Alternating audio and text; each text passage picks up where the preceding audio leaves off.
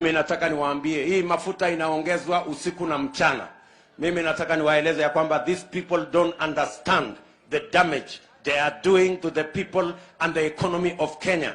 Kwa hii taxes wanaongeza usiku na mchana.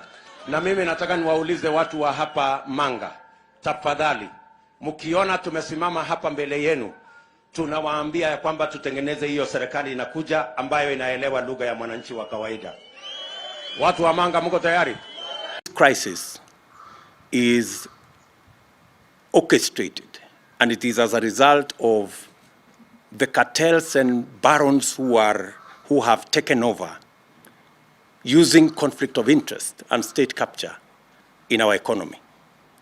I mean, a straight answer would be, how come that fuel in Uganda is cheaper than fuel in Kenya? So, and yet the fuel being sold in Uganda goes through Kenya. That tells you that that kind of explanation is escapist and has no basis whatsoever. We should address ourselves to the crisis that is there in the country and the monopolies that have taken our fuel and economic sector captive. Listing these vital actors will deepen and invigorate the capital markets considerably.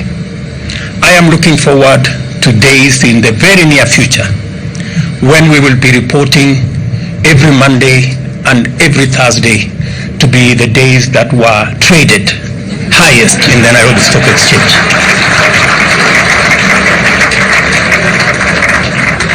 My second visit to the Securities Exchange today underscores the understanding that as a strategic actor in the economy, the capital markets fraternity is going to play a central role in supporting our economic recovery in the short term and national socio-economic transformation in the long term.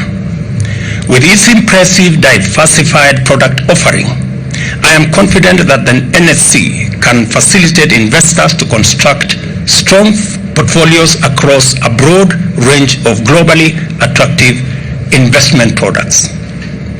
Like other developed markets, our capital markets now offers quasi as well as advanced products, including real estate investment trusts, exchange-traded funds, and derivatives. Besides, I am encouraged to note that the NSE has invested in world-class infrastructure to enable it separate trading from post-trading activities. As a result, a platform for novel products like day trading activities has emerged. Additionally, this infrastructure provided much-needed resilience which enabled the NSE to weather the disruptions occasioned by the COVID-19 pandemic. It is clear, therefore, that the NSE is the ideal institution to power our economic resurgence and finance our national socio-economic transformation. It is also clear that the NSE has invested intentionally to position itself as the most attractive hub of highly attractive local, regional, and international market activity. It is ready. From where I stand, it is ready, capable, and aligned. Any entity wishing to list an offering will do well to make the NSE its first, maybe best, maybe only choice. This is what CPF Financial Services have done with these inaugural REITs, and the reasons are abundantly clear. I commend the CPF services for developing a product that astutely aligns the interests of their investors with our transformational agenda in a highly rewarding sector.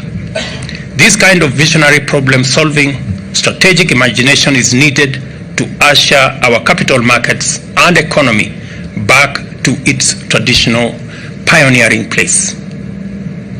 At this point, I wish to emphasize the government's commitment to sound, consistent, stable, and predictable investor protection mechanism consisting of an impartial and transparent regulatory framework.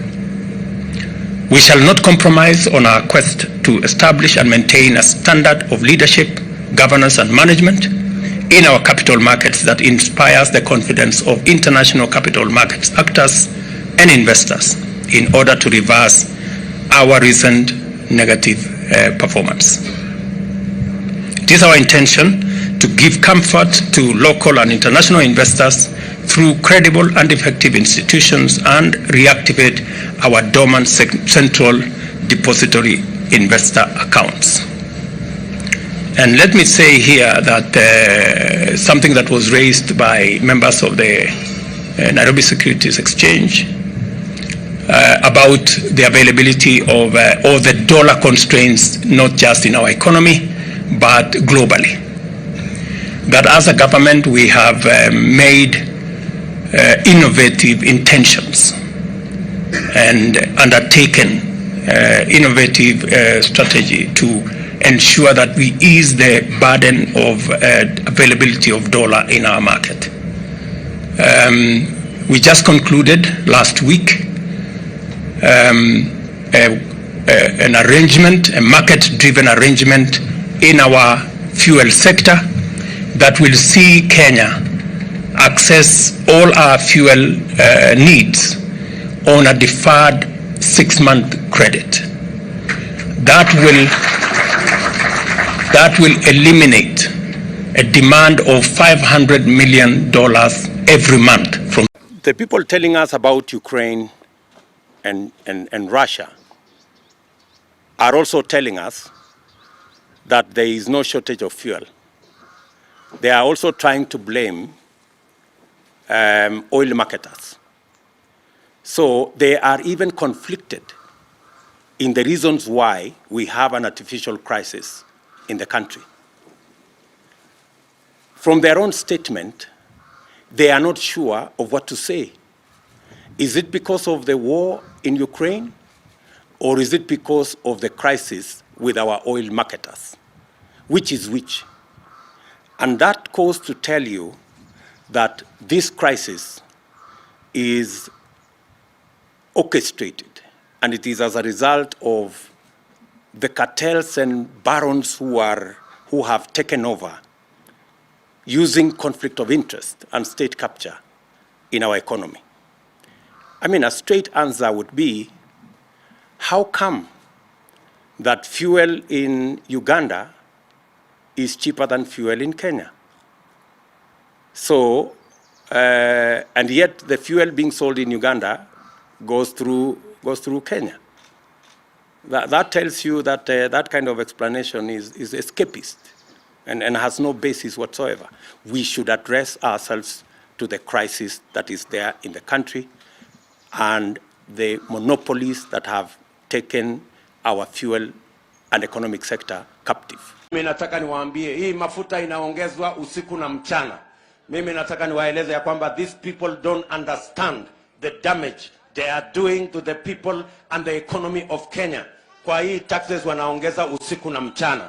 Na mimi nataka niwaulize watu wa hapa Manga, tafadhali, mkiona tumesimama hapa mbele yenu, tunawaambia ya kwamba tutengeneze hiyo serikali inakuja ambayo inaelewa lugha ya mwananchi wa kawaida. Watu wa Manga, mko tayari?